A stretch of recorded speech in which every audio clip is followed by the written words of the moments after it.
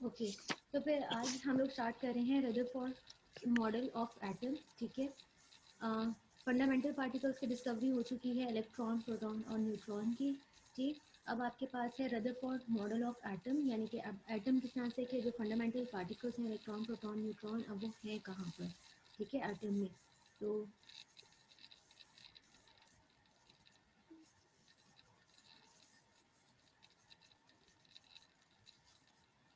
अच्छा जी, Rutherford's model of atom यानी कि डिस्कवरी ऑफ न्यूक्लियस, इनके फंडामेंटल पार्टिकल्स की डिस्कवरी हो चुकी है, इलेक्ट्रॉन, प्रोटॉन, न्यूट्रॉन। अब डिस्कवरी है न्यूक्लियस की। ठीक है, अब ये रदरफोर्ड का आपके पास एक्सपेरिमेंट है, ये फिगर 5.9 में। तो यहाँ पे आपके पास बीम ऑफ एल्फा पार्टिकल्स। ठीक है, तो हम लोगों ने पहले पढ़ा था एल्फा पार्टिकल्स, यानी कि जो आपके पास एल्फा रेज हैं वो उनके ऊपर वो डाई पॉजिटिव होती हैं। ठीक है, तो ये आपके पास 2+ आपको इस तरह से सब में नजर आ रहा है, तो ये एल्फा पार्टिकल्स हैं। ठीक है, 1911 में रदरफोर्ड ने ये एक्सपेरिमेंट किया था और इसमें स्टडी किया था कि आपके पास स्कैटरिंग हो रही थी हाई स्पीड एल्फा पार्टिकल्स। ये जो एल्फा पार्टिकल्स हैं हाई स्पीड के, इनकी स्कैटरिंग होगी। ठीक है, ये स्प्रेड हो जाएंगे, कुछ तो स्ट्रेट पास कर रहे हैं, यहाँ आपको स्ट्रेट लाइन्स नजर आ रही है, और कुछ जो है एल्फा पार्टिकल्स वो डिफ्लेक्ट हो रहे हैं हाई एंगल पे। ठीक है, आपको नज़र आ रहा होगा जैसे ये जो है ये स्ट्रेट पास करने की बजाय, या ये वाला स्ट्रेट पास करने की बजाय ये डिफ्लेक्ट हो रहे हैं। ठीक है, आपको यहाँ पे स्ट्रेट लाइंस नहीं मिल रही, ये डिफ्लेक्ट हो रहे हैं, कुछ बाउंस बैक भी हो रहे हैं, जैसे ये वाला जो है जिस तरह से ये बाउंस बैक हो रहा है। ठीक है, अच्छा जी, which were emitted from a radio active metal. अब ये जो अल्फा पार्टिकल्स हैं ये इमिट कहाँ से हो रहे हैं आपके पास, ये रेडियो एक्टिव मेटल है, रेडियम या पोलोनियम। ठीक है, रेडियम या पोलोनियम में से कोई सा भी आपके पास रेडियो एक्टिव एलिमेंट जिसमें से ये अल्फा पार्टिकल्स जो हैं अल्फा रेज इमिट हो रही है। ठीक, अल्फा रेज जो है, अब बेसिकली अब ये जो आपको नजर आ रही है ये ब्लू, ये बेसिकली आपके पास है गोल्ड फॉइल। ठीक है, गोल्ड फॉइल आगे रखी गई है, इसकी जो थिकनेस है वो आपके पास 0.0004 सेंटीमीटर थिकनेस है। ठीक है, ये गोल्ड फॉइल है, गोल्ड फॉइल, और ये इसमें से आपके पास ये अल्फा पार्टिकल्स इस गोल्ड फॉइल में से पास करवाने हैं। ठीक है, अच्छा, थिकनेस इसकी होगी 0.0004 centimetre thickness, started through a pin hole in lead plate. ठीक है, आपके पास यहाँ पे कोई एक लेड की प्लेट है, जैसे हम लोगों ने डिस्कवरी ऑफ न्यूट्रॉन में किया था, वहाँ पे भी एक लेड बॉक्स था। ठीक है, उसके अंदर से आपके पास, अगर मैं आपको दिखाऊँ,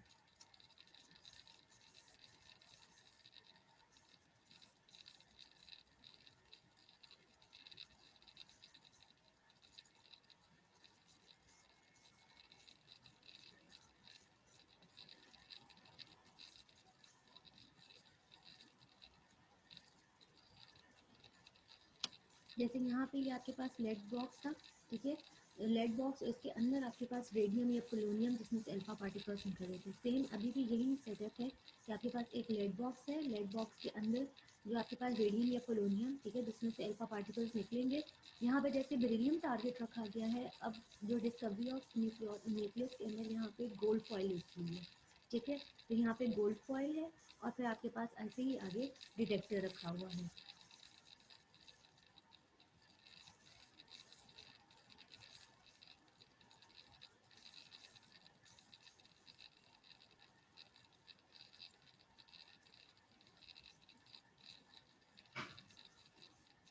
ये आपके पास, ठीक है, यहाँ पे आगे ये गोल्ड फॉइल हो गया, एक लेड का बॉक्स है जिसमें रेडियम या पोलोनियम है, अल्फा पार्टिकल्स, और ये आगे गोल्ड फॉइल है।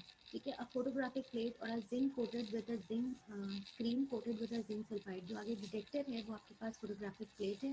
ठीक है, ताकि जब ये रेस उसमें हिट करेंगे तो यहाँ पे ग्लो प्रोड्यूस होगा।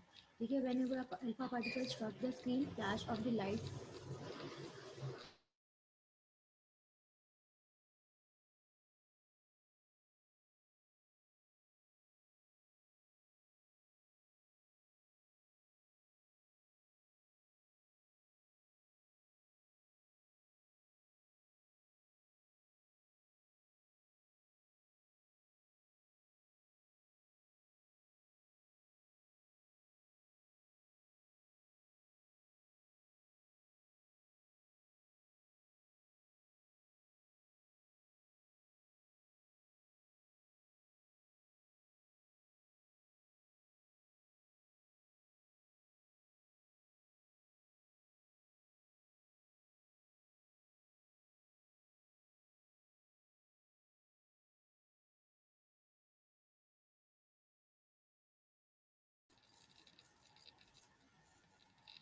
जी, फोटोग्राफिक प्लेट आपके पास एज अ डिटेक्टर है, उसको कोट किया हुआ है जिंक सल्फाइड से। ठीक है, जब भी अल्फा पार्टिकल्स इसको हिट करेंगे तो flash of light was produce at that point. ठीक है, वहाँ पे एक ग्लो प्रोड्यूस होगा और it was observe that most of the particles went through the foil undeflected. बहुत सारे पार्टिकल्स आपको भी यहाँ भी नजर आ रहे होंगे, ये अनडिफ्लेक्टेड बिल्कुल स्ट्रेट साथ में मूव कर रहे हैं। ठीक है, कुछ जो some were deflected at fairly large angles, कुछ जो हैं वो यहाँ पे आपके पास लार्ज एंगल्स पे डिफ्लेक्ट हो रहे हैं, ये आपको जैसे नजर आ रहा है। ठीक है, और कुछ तो बाउंस बैक हो रहे हैं। ठीक है, Rutherford propose that the rebounding particles, यानी जो रिबाउंड यानी कि बाउंस बैक हो रहे हैं, must be collided with the central heavy portion of the atom which is called as nucleus। वो अकॉर्डिंग टू रदरफोर्ड के एटम के अंदर कोई हैवी पोर्शन है जहाँ से ये हिट होके बाउंस बैक हो रही है। ठीक है, तो जो हैवी पोर्शन है, सेंट्रल हैवी पोर्शन, उसको कहा था कि ये न्यूक्लियस है।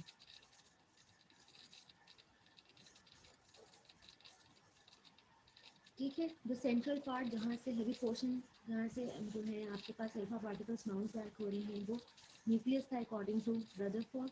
ठीक है, on the basis of these experimental observations Rutherford propose the planetary model, यानी कि आपके पास जो एटम है वो सेम ऐसे जैसे आपका सोलर सिस्टम है। ठीक है, जैसे सन सेंटर में है, कितना से न्यूक्लियस है, और जो आपके प्लैनेट्स हैं वो सारे आपके इलेक्ट्रॉन्स हैं। ठीक है, एटम के इलेक्ट्रॉन्स हैं जो उसको सराउंड करते हैं न्यूक्लियस को। From an atom in which a tiny nucleus is surrounded by an appropriate number of electrons। ठीक है, हर एटम टू एटम वेरी करता है उसके नंबर ऑफ इलेक्ट्रॉन। ठीक है, लेकिन सेंटर वाला जो पार्ट है वो इसका न्यूक्लियस है। और जो एटम ऐसा होल जो है वो आपके पास न्यूट्रल है, क्योंकि न्यूक्लियस में जितने प्रोटॉन यानी जो पॉजिटिवली चार्ज पार्टिकल्स हैं उतने ही बाहर नंबर ऑफ इलेक्ट्रॉन्स हैं वो नेगेटिवली चार्ज है। तो ओवरऑल जो आपके पास एटम है वो न्यूट्रल है। ठीक है, इनमें नंबर ऑफ इलेक्ट्रॉन और प्रोटॉन इन न्यूट्रल एटम आपके पास इक्वल होते हैं। इसके बाद रदरफोर्ड ने आपको मॉडल बता दिया कि ये प्लैनेट जैसे हमारा सोलर सिस्टम है, इस तरह का एटम का स्ट्रक्चर है। ठीक है, और उसके बाद in Rutherford's model for the structure of an atom the outer electrons could not be stationary. इसमें कहा था जो इलेक्ट्रॉन्स हैं वो स्टेशनरी नहीं है, वो रिवॉल्व कर रहे हैं। If they would gradually be attracted by the nucleus. इसमें कहा था कि वो जब स्टेशनरी यानी कि मूव करते जा रहे हैं और अट्रैक्ट हो रहे हैं न्यूक्लियस से, तो अल्टीमेटली क्या होगा, वो अपनी एनर्जी लूज करते जाते हैं जितना वो न्यूक्लियस के करीब आएंगे, और अल्टीमेटली वो फॉल करते हैं न्यूक्लियस में। ठीक है, इसका मतलब है कि आपका जो एटॉमिक स्ट्रक्चर है वो स्टेबल नहीं है। ठीक है, अगर जो है वो क्लोज ऑर्बिट्स के ही अंदर अपना रिवॉल्व कर रहे हैं, मूव कर रहे हैं क्लोज ऑर्बिट में, तब वो स्टेबल है। अदरवाइज अगर वो बार बार अट्रैक्ट हो रहे हैं न्यूक्लियस से और अपना जो है रेडियस कम, डायमीटर कम करते जा रहे हैं, तो अल्टीमेटली क्या होगा, फॉल इनटू द न्यूक्लियस। ठीक है, रदरफोर्ड का मॉडल जो है प्लैनेट लाइक स्ट्रक्चर। ठीक है, तो वो आपके पास तहरीन कामरान, आप एंड पे क्वेश्चंस कर लेना जो भी आपको हो, स्क्रीन पे तो कुछ मत करना। Rutherford's plant-like picture was electron defective and unsatisfactory because the moving electron must be accelerated towards the nucleus। इस वजह से जो रदरफोर्ड का प्लैनेट लाइक ही इसने कहा था कि ये सेंटर में न्यूक्लियस है। ठीक है, ये इलेक्ट्रॉन जो हैं अपनी एनर्जी लूज करते हुए, ठीक है, loss of energy by electron, और ये क्या हो रहा है, अल्टीमेटली इनका जो डायमीटर है वो कम होता जा रहा है आपको इसमें से न्यूक्लियस के करीब आते जा रहे हैं अट्रैक्शन की वजह से, तो अल्टीमेटली क्या होगा, ये फॉल कर जाए। ठीक है, the radius of the orbiting electron should become smaller and smaller, electron should fall into the nucleus. और इस तरह से जो रदरफोर्ड का एटॉमिक स्ट्रक्चर है वो कोलैप्स कर जाता है कि अगर इलेक्ट्रॉन ही जो है इसके अंदर फॉल कर जाएंगे न्यूक्लियस में। ठीक है, इसके बाद यहाँ तक अगर क्लियर है, अब आप लोग क्वेश्चन कर लें अगर आप लोगों को क्वेश्चन है तो। जी तहरीन कामरान, आप पूछ सकते हैं।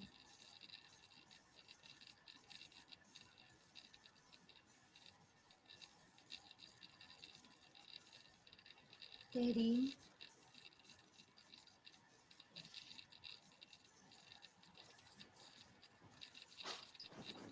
नो मैम, वो मैं मार्क कर रही थी। माफ़ कर रही थी तो प्लीज़ आप स्क्रीन पे कुछ मत किया करें। अच्छा जी, जीनत रमज़ान और फातिहा नवीर, आप लोगों ने हैंड रेज किया है, कोई क्वेश्चन है?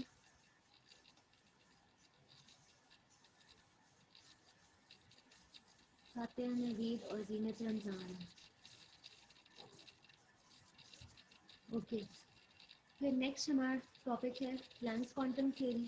ठीक है, ये बहुत इंपॉर्टेंट आपकी थ्योरी है, ये लॉन्ग क्वेश्चन है, इंपॉर्टेंट लॉन्ग क्वेश्चन है प्लैंक्स क्वांटम थ्योरी। ठीक है, प्लैंक्स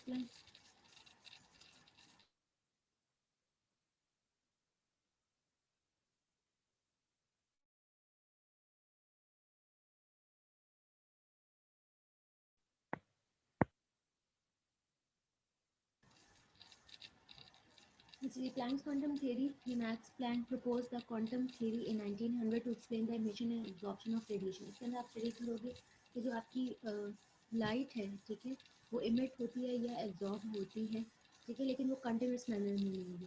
ठीक है, कंटिन्यूसली वो इमिट या एब्जॉर्ब नहीं होती, बल्कि वो डिसकंटिन्यूस मैनर में होती है। और जो एनर्जी जो लाइट है, ठीक है, वो कंपोज होती है large number of tiny discrete units. ठीक है, यानी कि पैकेट्स होते हैं, एनर्जी के पैकेट्स होते हैं, उनकी फॉर्म में वो ट्रेवल करती है। ठीक है, मैम जी प्लीज थोड़ा सा लाउड बोलें, आवाज बहुत कम आ रही है। अच्छा जी, जो आपके पास Max Planck proposed the quantum theory in 1900 to explain the emission and absorption of radiation। ठीक है, जो रेडिएशन है वो इमिट और एब्जॉर्ब किस तरह से होती है उसको एक्सप्लेन किया था। According to his revolutionary theory, energy travels in a discontinuous manner. Discontinuous manner यानी कि कंटिन्यूसली इमिट नहीं हो रही होती या एब्जॉर्ब कंटिन्यूसली नहीं हो रही होती। ठीक है, ये डिसकंटिन्यूस मैनर में होती है, and it is composed of large number of tiny discrete units called quanta। अब ये जो रेडिएशंस हैं ये बनी किस चीज़ की हुई है, लार्ज नंबर, यानी कि बहुत ज़्यादा इसके अंदर टाइनी डिस्क्रीट यूनिट। ठीक है, टाइनी डिस्क्रीट यूनिट की बनी होती है जिसको हम कहते हैं क्वांटा, यानी कि एनर्जी के पैकेट्स होते हैं। ठीक है, वो एनर्जी के पैकेट जो हैं वो कंटिन्यूस मैनर में ट्रैवल नहीं कर रहे होते या इमिट या एब्जॉर्ब नहीं हो रहे होते, बल्कि ये डिसकंटिन्यूस मैनर है। ठीक है, ये बेसिकली एक समरी है इस पूरी प्लैंक्स क्वांटम थ्योरी की, कि एनर्जी किस तरह से ट्रेवल करती है डिसकंटिन्यूस मैनर में, और कंपोज किस चीज़ की हुई होती है, क्वांटा की। ठीक है, ये टू मेन पॉइंट्स हैं इस थ्योरी के। अब इसको थोड़ा सा और डिटेल से मिस किरण, आपकी आवाज क्लियर नहीं आ रही स्टूडेंट्स को। आप जरा थोड़ा लाउड बोलें और अपना माइक ठीक करें। Okay ma'am. Okay, thank you.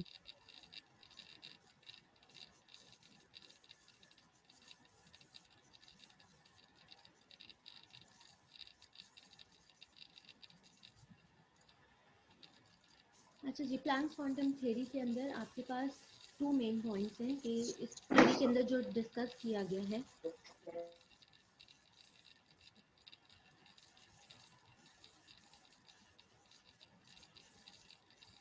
इस थ्योरी के अंदर जो टू मेन पॉइंट्स डिस्कस किए गए थे कि आपके पास जो एनर्जी है वो ट्रैवल जब करती है, यानी कि कभी भी इमिट हो रही होती है किसी बॉडी में से या कोई बॉडी उसको एब्जॉर्ब कर रही होती है, तो वो डिसकंटिन्यूस मैनर में हो रहा होता है, वो कंटिन्यूस नहीं है।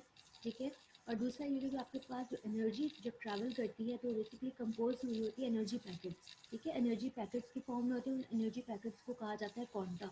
उनके पास स्पेसिफिक एनर्जी होती है।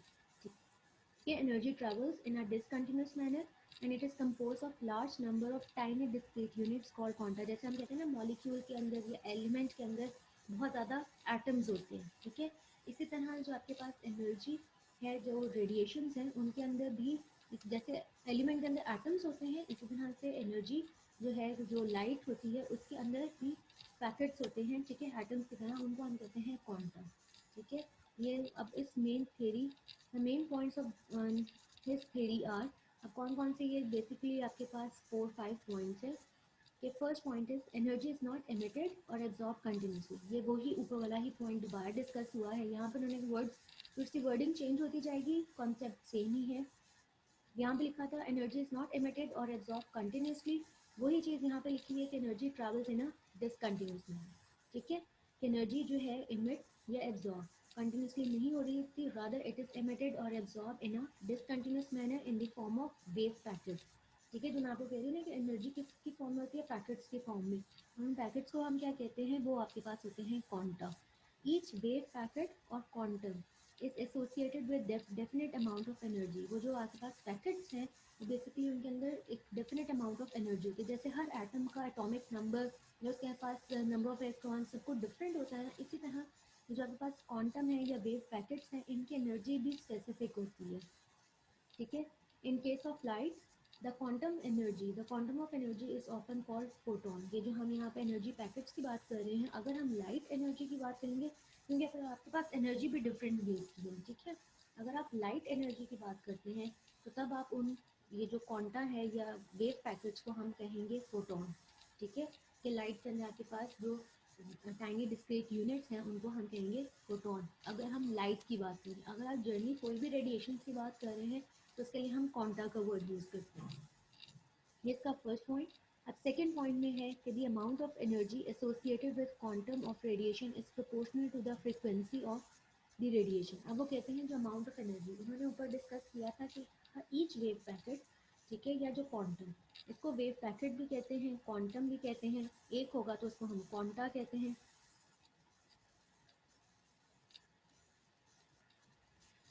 तो ये आपके पास जो वेव पैकेट्स हैं, ये जो एनर्जी के पैकेट्स हैं वेव पैकेट, ठीक है, इनकी डेफिनेट अमाउंट ऑफ एनर्जी है। अब डेफिनेट अमाउंट ऑफ एनर्जी जो, अब एनर्जी इसकी हर एक पैकेट की बेसिकली क्या आपके पास डायरेक्टली प्रोपोर्शन होती है फ्रीक्वेंसी ऑफ द रेडिएशन, उस रेडिएशन की फ्रीक्वेंसी के बराबर, ठीक है। यानी ये आपके पास ये वाला रिलेशन कि एनर्जी जो है हर एक जो वेव पैकेट है या जिसको हम क्वांटा कहते हैं या क्वांटम, इसकी जो एनर्जी है वो डायरेक्टली प्रोपोर्शन पे होती है फ्रीक्वेंसी ऑफ द रेडिएशन, ठीक है। और फ्रीक्वेंसी क्या है? Frequency is the number of waves passing through a point पर सेकंड, कि एक सेकंड के अंदर, एक सेकंड के अंदर कोई एक आपके पास स्पेसिफिक पॉइंट है, इसके अंदर से जितनी वेव्स पास कर जाएंगी वो आपके पास होती है फ्रीक्वेंसी, ठीक है। तो यहाँ पे अब डायरेक्टली तो ये जो प्रोपोर्शनैलिटी का साइन है आप इसको रिमूव करते हुए इज इक्वल टू और साथ में कांस्टेंट, तो ये आपको एच नज़र आ रहा होगा, इसको कहते हैं वेव्स कांस्टेंट। ये आपके पास है प्लैंक्स कांस्टेंट, ठीक है।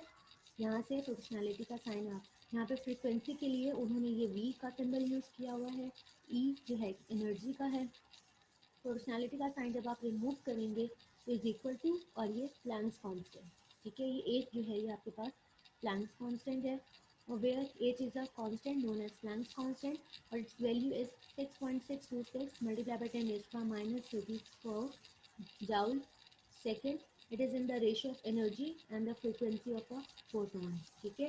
तो ये आपके पास उन्होंने प्लैंक्स कांस्टेंट की वैल्यू दी, तो ये इंपॉर्टेंट वैल्यू है आपके एमसीक्यूज के लिए भी प्लैंक्स कांस्टेंट की, और वैसे भी न्यूमेरिकल्स में यूज होगी। तो ये अब आपने वैल्यू याद रखनी, जैसे एवोगैड्रोस नंबर, ठीक है। एवोगैड्रोस नंबर हमें हमेशा याद होना चाहिए, इसी तरह से अब से आपको उनको प्लैंक्स कांस्टेंट की वैल्यू भी आपने याद रखनी है। उसके बाद ये सेकंड पॉइंट हो गया कि आप सेकंड पॉइंट में हमने कहाँ तक पढ़ा है कि एनर्जी डायरेक्टली प्रोपोर्शन है फ्रिक्वेंसी के। अब इसी को ही थोड़ा मॉडिफाई करते जाएंगे। बॉडी कैन इमिट और absorb energy only in terms of quanta, यही हमने कहा है कि जो आपके पास एनर्जी जो है इमिट या एब्जॉर्ब किसकी फॉर्म में हो रही होती है? क्वांटा की फॉर्म में, ठीक है। तो उसके बाद वही वाली equation E is equal to AC, यानी ये आपके पास एनर्जी है, प्लैंक्स कांस्टेंट है, और frequency, the frequency is related to the wavelength of photon है। अब हम क्या कर रहे हैं? फ्रिक्वेंसी को रिप्लेस कर रहे हैं वेवलेंथ से, ठीक है। हम लाइट की बात कर रहे हैं तो लाइट में हम एनर्जी पैकेट्स को क्या कहते हैं? फोटोन। तो यहाँ हम क्वांटा की जगह क्या यूज़ करेंगे? फोटोन, ठीक है। और आपके पास frequency is equal to c over lambda. C क्या है आपके पास? स्पीड ऑफ लाइट है, ठीक है, और लेमडा आपके पास वेवलेंथ है, ठीक।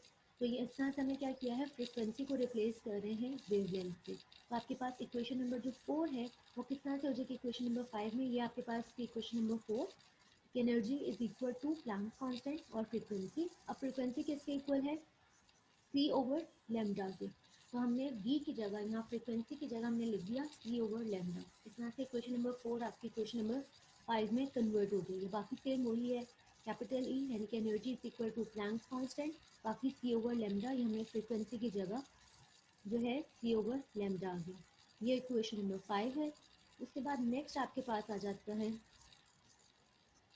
Wavelength is the distance. अब वेवलेंथ क्या था? जैसे फ्रीक्वेंसी हमने कहा कि फ्रीक्वेंसी पर सेकंड के अंदर एक पॉइंट के अंदर से जितनी वेव्स पास करती हैं वो आपके पास थी फ्रीक्वेंसी। अब वेवलेंथ क्या होती है? Wavelength is the distance between two adjacent crust और ट्रफ, ठीक है। दो क्रस्ट या दो ट्रफ जो एडजेसेंट है, साथ साथ हैं, उनके दरमियान का जो डिस्टेंस है उसको हम कहते हैं वेवलेंथ, ठीक है। और इसको हम एक्सप्रेस कर सकते हैं एंगस्ट्रॉम में, कर सकते हैं न्यूटन मीटर में, पिकोमीटर में। तो यहाँ पे ब्रैकेट के अंदर उन्होंने उसकी कन्वर्जन्स लिखी हुई है कि अगर आप एंगस्ट्रॉम में कर रहे हो तो मीटर में किसके इक्वल होती है 10⁻⁻10 मीटर के। 1 नैनोमीटर किसके इक्वल होता है 10⁻⁹ के। और पिकोमीटर 10⁻12 मीटर। ठीक है, उसके बाद उन्होंने डिस्कस किया है। अब हमने एनर्जी को किस किस के साथ रिलेट किया है, फ्रिक्वेंसी के साथ। इक्वेशन नंबर 4 हमें क्या कहती है कि एनर्जी और फ्रिक्वेंसी का डायरेक्ट रिलेशन है। ठीक है, उसके बाद इक्वेशन नंबर 5 हमें एनर्जी और वेवलेंथ का क्या रिलेशन है, इनवर्स। क्योंकि आप देखोगे कि एनर्जी अगर इंक्रीज करोगे तो वेवलेंथ डिक्रीज होगी। ठीक है, इन एनर्जी और वेवलेंथ का ऑपोजिट रिलेशन है। ठीक है, डायरेक्ट रिलेशन में इनवर्स है। अब the greater the wavelength associated with the photon smaller is the energy. ठीक है, ये मैंने आप लोगों को कहा कि एनर्जी और वेवलेंथ का इनवर्स रिलेशन है। अगर आप वेवलेंथ जो है कोई आप लाइट या जो यूज़ कर रहे हैं उसकी अगर फोटोन की वेवलेंथ ज़्यादा होगी तो उसकी एनर्जी क्या होगी, कम, क्योंकि इन दोनों का इनवर्स रिलेशन है। अब एक और थर्ड टर्म आ जाती है वेव नंबर। अब वेव नंबर के साथ क्या है, वेव नंबर क्या होता है, is the number of waves per unit length. ठीक है, and is reciprocal to wavelength. आप सिंपल ये कह सकते हो कि वेव नंबर क्या है, reciprocal of to wavelength. Wave number को किस तरह से रिप्रेजेंट किया है, v, और इसके ऊपर ये बार है। ठीक है, फ्रिक्वेंसी के लिए क्या था, सिंपल v था। ठीक, अब आपके पास वेव नंबर किस तरह से रिप्रेजेंट किया हुआ है, v के ऊपर ये बार है। ठीक, और वेव नंबर क्या है, रेसिप्रोकल है वेवलेंथ का, तो ये क्या हो जाएगा 1/वेवलेंथ लेमडा। ठीक, अब आप लेमडा की वैल्यू की जगह आप ये मेंशन कर दोगे तो इक्वेशन नंबर 5 से क्या हो जाएगा, इक्वेशन नंबर 6 किस तरह से हो गई है, E is equal to h यानी प्लैंक्स कांस्टेंट, ये आपके पास स्पीड ऑफ लाइट हो गया, और ये आपके पास वेव नंबर। अब इक्वेशन नंबर 6 हमें क्या बताती है कि एनर्जी और वेव नंबर का क्या रिलेशन है, डायरेक्ट रिलेशन है। ठीक है, तो प्लैंक्स क्वांटम थ्योरी के अंदर बेसिकली हम 3 रिलेशंस पढ़ते हैं एनर्जी का। किस किस के साथ रिलेशन है, वेव नंबर, सबसे पहले फ्रीक्वेंसी के साथ, फिर वेव लेंथ के साथ, और फिर वेव नंबर के साथ। फ्रीक्वेंसी के साथ जो है उसका डायरेक्ट रिलेशन है एनर्जी का, फिर एनर्जी और वेव लेंथ का इन्वर्स रिलेशन है, फिर एनर्जी और आपके पास वेव नंबर का फिर से डायरेक्ट रिलेशन है। ठीक है, तो ये आपके पास इक्वेशन नंबर 6 तक। So the energy of a photon is related to a frequency. हमने एनर्जी को किस किस से किया है, फ्रीक्वेंसी से, वेवलेंथ से और वेव नंबर से। Greater the wave number of photon greater is the energy associated with them. ठीक है, वेव नंबर जितना ज़्यादा होगा उतनी एनर्जी ज़्यादा होगी, क्योंकि दोनों का क्या रिलेशन है, direct. The relationships of energy, frequency, wavelength, wave number about the photon of light are accepted by scientists and used by Bohr in his atomic model। ठीक है, तो अब हम जाके आगे पढ़ेंगे बोहर एटॉमिक मॉडल। अच्छा जी, अब यहाँ पे हम एंड कर देते हैं। अब आप लोगों का क्वेश्चन आंसर सेशन की अगर आप